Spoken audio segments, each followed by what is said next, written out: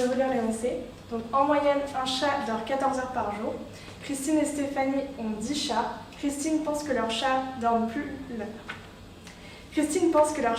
le même nombre d'heures qu'un chat en général, mais Stéphanie pense que leur chat dorme plus longtemps.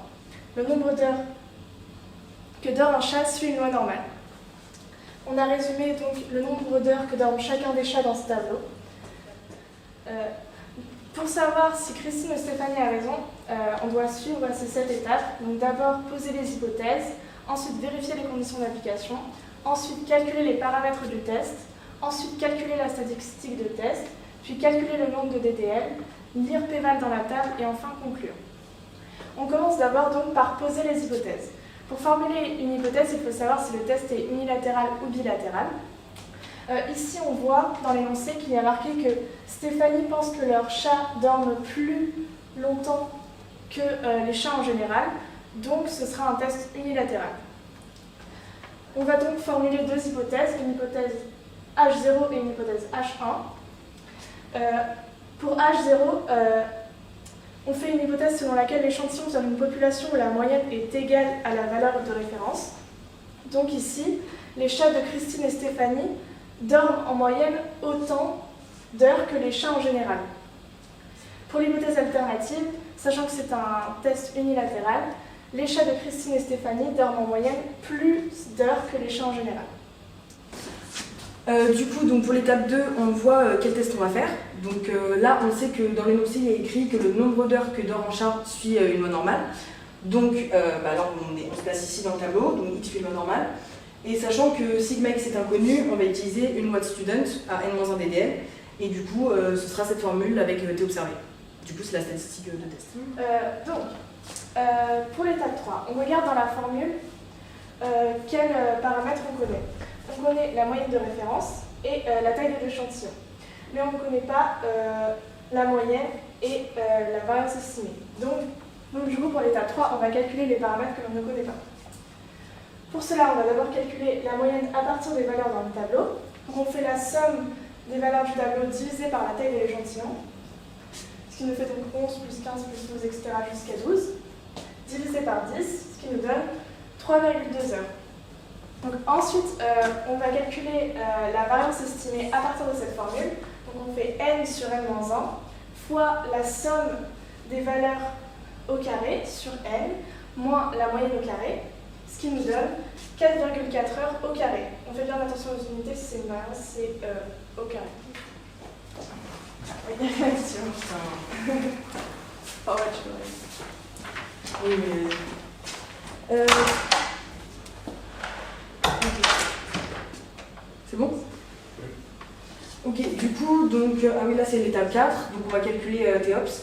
Du coup, on remplace avec ce qu'on vient de calculer, donc ça nous fait 13,2 moins 14 sur racine de 4,4 sur 10. Et du coup, faut pas remettre 4,4 au carré, enfin, faut pas mettre 4,4 au carré parce que c'est déjà la variance.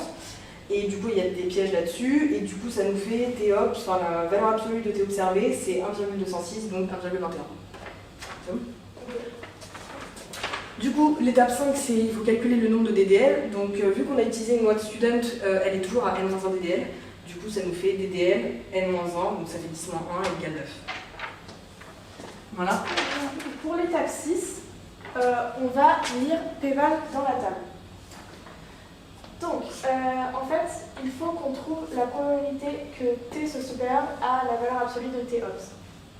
Pour cela, il faut qu'on cherche pour DDL égale 9, les valeurs qui encadrent la valeur de TOPS absolue est égale à 1,21. Donc ici, on regarde dans notre table de student.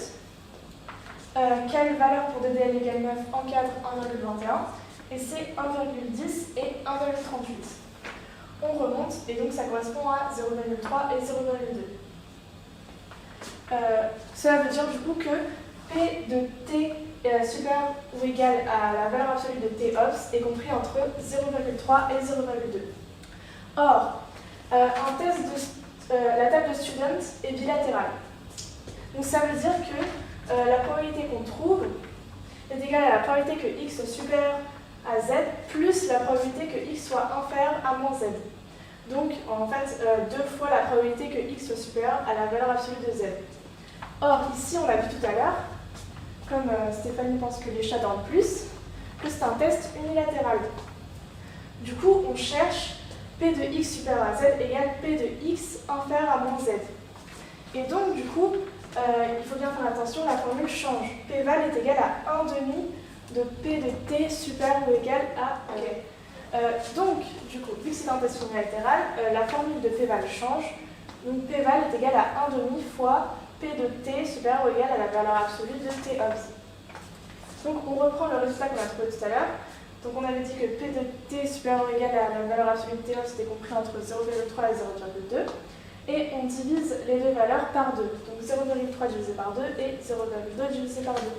Et du coup, ça nous donne que P val est compris entre 0,15 et 0,10. Il faut bien faire attention parce que c'est vraiment un piège récurrent d'oublier de diviser par 2 et... Okay. Bon, du coup, l'étape 7, c'est la conclusion. Donc en gros, risque alpha égale 0,05. Donc on essaie de conclure. Donc en fait, si P val il est inférieur ou égal à alpha, on rejette H0 au risque alpha.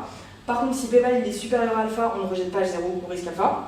Ici, P val il est compris entre 0,1 et 0,15. Du coup, c'est supérieur à 0,05. Et donc, on ne rejette pas H0. Et vu qu'on ne rejette pas H0, du coup, c'est Christine qui a raison parce qu'elle disait que elle, leur chat, il dormait le même nombre d'heures en général. Du coup, voilà. C'est bon ? Donc voilà, merci de nous avoir écoutés. Et si vous avez des questions, posez-les sur le forum. Merci beaucoup. Voilà. Oh, c'est horrible. C'est